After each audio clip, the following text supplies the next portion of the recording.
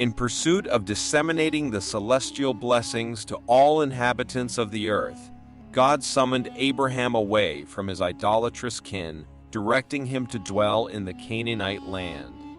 The divine promise echoed, "I will make of thee a great nation, and I will bless thee, and make thy name great, and thou shalt be a blessing."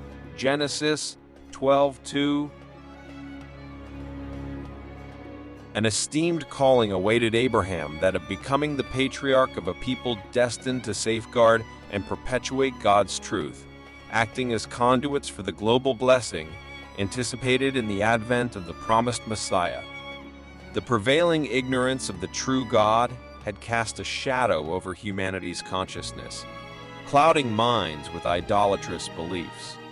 In spite of this, God, in his benevolence, refrained from obliterating humanity and devised a plan to acquaint them with him through his chosen community. His intention was for the principles revealed through his people to serve as instruments in restoring the moral likeness of God in humanity. Elevating his law and upholding his authority became paramount, and this monumental task was entrusted to the house of Israel. They were set apart from the world, designated as custodians of his law, tasked with preserving the knowledge of God among men. Their mission was to illuminate a world shrouded in darkness, calling on all peoples to turn away from idolatry and serve the living God.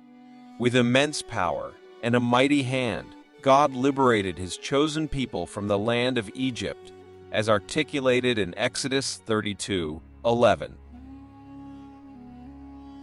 And Moses besought Jehovah his God, and said, "Jehovah, why doth thy wrath wax hot against thy people, that thou hast brought forth out of the land of Egypt with great power and with a mighty hand?"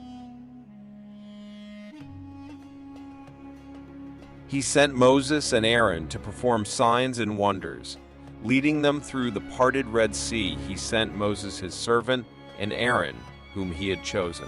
They performed his signs among them, his wonders in the land of Ham. And he rebuked the Red Sea, and it dried up. He led them through the depths as through desert. Psalm 105, 26, 27, 106, 9. This deliverance marked the beginning of their journey to a land providentially prepared by God, a sanctuary shielding them from adversaries. The reciprocal expectation was for Israel to magnify God's name and make it glorious in the earth. The Lord's relationship with his people is vividly depicted in Deuteronomy 32:9-12, likening his care to that of an eagle tending to its nest. For the Lord's portion is his people, Jacob is the allotment of his inheritance. He found him in a desert land and in the howling waste of a wilderness. He encircled him, he cared for him, he guarded him as a pupil of his eye. Like an eagle that stirs up its nest, that hovers over its young, he spread his wings and caught them. He carried them on his pinions. The Lord alone guided him, and there was no foreign god with him. Guided by the Lord alone, Israel found itself under the protective shadow of the Most High.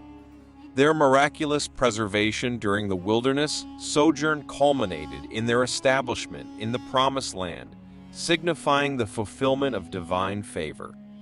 Isaiah employs a poignant parable to narrate Israel's divine calling and training as Jehovah's representatives. The vineyard imagery conveys God's desire for Israel to be fruitful in every good work, and Isaiah identifies the vineyard as the house of Israel. Let me sing now for my well-beloved a song of my beloved concerning his vineyard.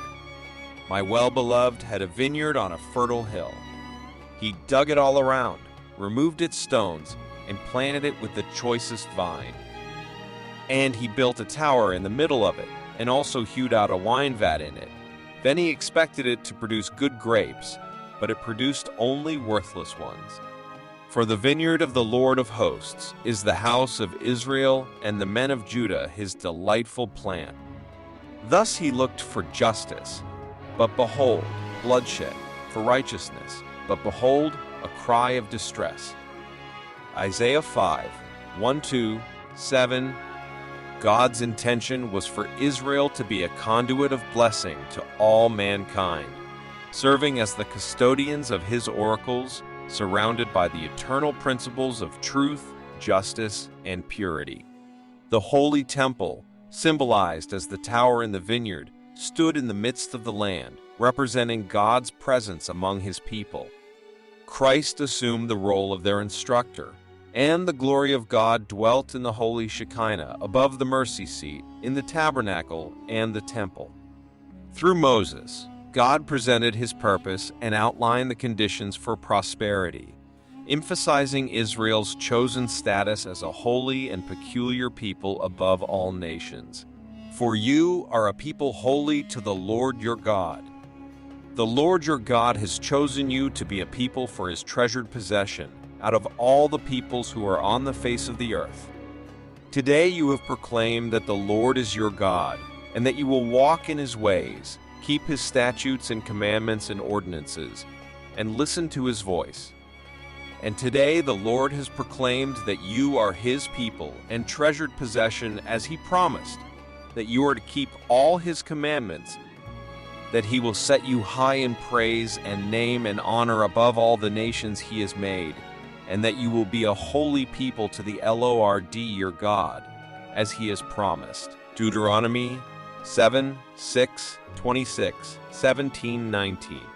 The territorial occupation assigned to Israel came with a divine directive to dispossess nations that rejected the worship of the true God.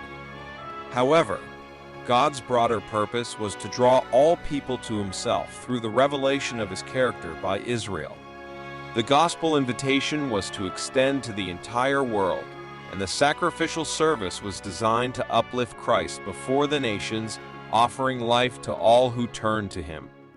Rahab and Ruth serve as exemplars, transitioning from idolatry to the worship of the true God and uniting with his chosen people. Regrettably, ancient Israel deviated from God's purpose. Jeremiah and Hosea lament the nation's transformation from a noble vine to a degenerate plant, emphasizing God's disappointment. Yet I planted you a choice vine, wholly of pure seed. How then have you turned degenerate and become a wild vine? Jeremiah 2:21. Israel is a luxuriant vine that yields its fruit. The more his fruit increased, the more altars he built. As his country improved, he improved his pillars. Hosea 10:1. Despite divine efforts to cultivate a fruitful vineyard, Israel produced wild grapes, prompting God to announce the withdrawal of protection, leading to desolation. The metaphorical hedge and wall would be dismantled, exposing Israel to ruin with briars and thorns overtaking the once fruitful land. The anticipated judgment and righteousness gave way to oppression and a cry of distress. And now, O inhabitants of Jerusalem, and men of Judah, judge between me and my vineyard. What more was there to do for my vineyard that I have not done in it? When I looked for it to yield grapes, why did it yield wild grapes? And now I will tell you what I will do to my vineyard. I will remove its hedge, and it shall be devoured. I will break down its wall, and it shall be trampled down. I will make it a waste. It shall not be pruned or hoed, and briars and thorns shall grow up. I will also command the cloud, that they rain no rain upon it. For the vineyard of the Lord of hosts is the house of Israel, and the men of Judah are his pleasant planting, and he looked for justice. But behold, bloodshed for righteousness.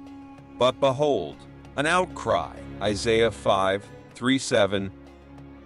God's plan for Israel was to be a beacon of truth, justice, and purity, drawing all nations to himself. However, Israel's deviation from this purpose led to divine lamentation over their unfulfilled potential.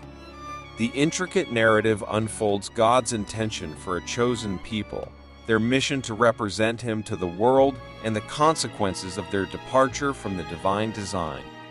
The messages conveyed through the prophets, elucidating God's eternal purpose for mankind, hold significant value for today's church, symbolized as the keepers of His vineyard. Through these prophetic teachings, God's love for humanity and His plan for their salvation are illuminated. The narrative of Israel's journey, including their triumphs, failures, restoration, rejection of the master of the vineyard, and the eventual fulfillment of covenant promises by a faithful remnant, has been consistently conveyed by God's messengers throughout history.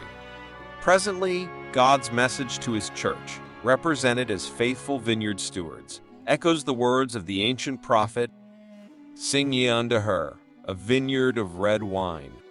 I, the Lord, do keep it. I will water it every moment, lest any hurt it. I will keep it night and day." Isaiah 27:2-3. If you found this video enjoyable, please consider liking and sharing it. Additionally, subscribing to this channel will ensure that you receive more updates in the future. Thank you.